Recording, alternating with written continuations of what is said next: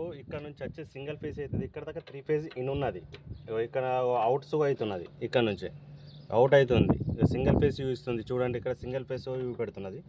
ఇగో single phase U పెడుతున్నది. 3 ఫేజ్గా 440 వోల్టేజ్గా इधर दिखा रहा है 440.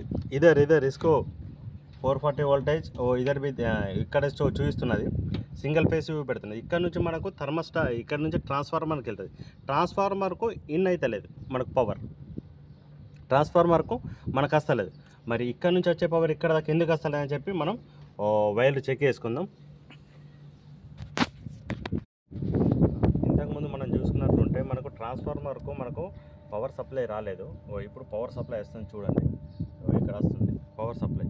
ఈ వైర్ అన్నది ట్రాన్స్ఫార్మర్కి వెళ్ళే వైరు ఇక్కడ నుంచి లూజ్ కనెక్షన్ చేసేట్లా మనకు ట్రాన్స్ఫార్మర్కు పవర్ సప్లై కాక థర్మోస్టాట్ కిందికి వెళ్ళలేదు. అట్లే మనకు యూనిట్ చాలు కాలేదు. ఇప్పుడు యూనిట్ చాలా అయింది. ఇది బ్లోర్ది. బ్లోర్ తీసుకుంటే ఇదే బ్లోర్ది. ఇది బ్లోర్ని తీసుకుంటే ఇప్పుడు ఇక్కడ పవర్ పెడుతుంది చూడండి 440. బ్లోర్ చాలా అయింది. ఇప్పుడు ఇంకా 3 మినిట్స్ కాలేదు. 3 నిమిషాలు అయిన తర్వాత కంప్రెసర్స్ చాలా అవుతుంది. ఇప్పటి వరకు కంప్రెసర్కు సప్లై రాలే. కంప్రెసర్కు ఇంకా ఇప్పటి వరకు థర్మోస్టాట్ నుంచి సప్లై రాలేదు. అప్పటిదాకా వెయిట్ చేద్దాం మనం. ఇక్కడ థర్మోస్టాట్కి వెళ్ళే 24 వోల్ట్ ట్రాన్స్ఫార్మర్ నుంచి ఇక్కడ 24 వోల్ట్ చూపిస్తున్నది. థర్మోస్టాట్కు కిందికి వెళ్ళిపోయింది 24 వోల్ట్. మనం ఇప్పుడు కిందికి వెళ్ళి చెక్ చేసుకుందాం. మరి అది ఇంకా కంప్రెసర్కు సప్లై రాలే. మరి అది కూల్ మోడ్లో ఉన్నదే. మరి హీటర్లకి ఎవరైనా సెట్ చేసుకుని పెట్టిరా తెలియదు. ఇప్పుడు అక్కడికి వచ్చి చెక్ చేసుకున్న తర్వాత మనకి ఏర్పడుతుంది. నమస్తే ఫ్రెండ్స్, ఇప్పటిదాకా మీకు ఇంతకుముందు చెప్పింది ఏదైతే ఉన్నదో మనం అప్పుడు నేను డైరెక్ట్ చేసుకొని చాలు చేసిన ఉంటే.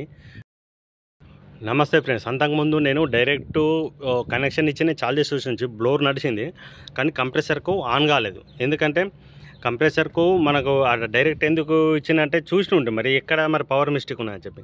అసలు యాక్చువల్గా పవర్ మిస్టేక్ అనేది మనకి ఫ్యూజ్ ఏదైతే ఉన్నదో ఫ్యూజు ఖరాబ్ అయిపోయింది. ఇప్పుడు ఫ్యూజ్కి నేను ఇట్లా వైర్ వేసుకుని ఉంటే ఈ వైర్ వేసుకొని ఫ్యూజ్ ఆన్ చేసిన తర్వాత ఇప్పుడు స్టార్ట్ అవుతుంది. యూనిట్ చూడరు.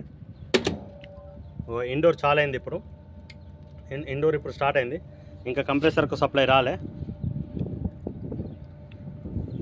ఇండోర్ చాలా అయింది. ఇక్కడ కాంటాక్టర్ అనేది ఇది పట్టుకున్నది. కంప్రెసర్ స్టార్ట్ అయింది. నడుస్తున్నది. ఓకే ఫ్రెండ్స్, దీని ప్రాబ్లం ఏంటంటే అక్కడ మనకు ఫ్యూజ్ ఖరాబ్ అయింది కాబట్టి మనకు థర్మోస్టాట్లో పవర్ యూ పెట్టలేదు. పైనకి వచ్చిన తర్వాత సుగా మనకు అక్కడ ట్రాన్స్ఫార్మర్లకు పవర్ యూ పెట్టలేదు. ట్రాన్స్ఫార్మర్కి వచ్చే పవర్ను డైరెక్ట్ కనెక్షన్ ఇచ్చి చెక్ చేసి చూసినట్టు ట్రాన్స్ఫార్మర్కి ఏమైనా ప్రాబ్లం ఉన్నదని. ఆడ డైరెక్ట్ కనెక్షన్ ఇచ్చి చూస్తే అది నడిచింది ఇండోరు, కానీ తర్వాత కంప్రెసర్ నడలేదు. మరి ఇదంతా వైరింగ్ చెక్ చేసుకుంటూ వస్తే మనకి ఎక్కడైతే ఫ్యూజ్ ఉన్నది ఫ్యూజ్ ఖరాబ్ అయింది. ఫ్యూజ్ చేసుకుంటే ఇప్పుడు కంప్రెసర్స్ ఆన్ అయింది. యూనిట్ మొత్తం క్లియర్గా నడుస్తుంది. ఓకే ఫ్రెండ్స్, ఈ ఛానల్కి మీకు నచ్చినట్టుంటే లైక్ చేయండి, షేర్ చేయండి, సబ్స్క్రైబ్ చేసుకోవడం మర్చిపోకండి. Please for watching. Thank you.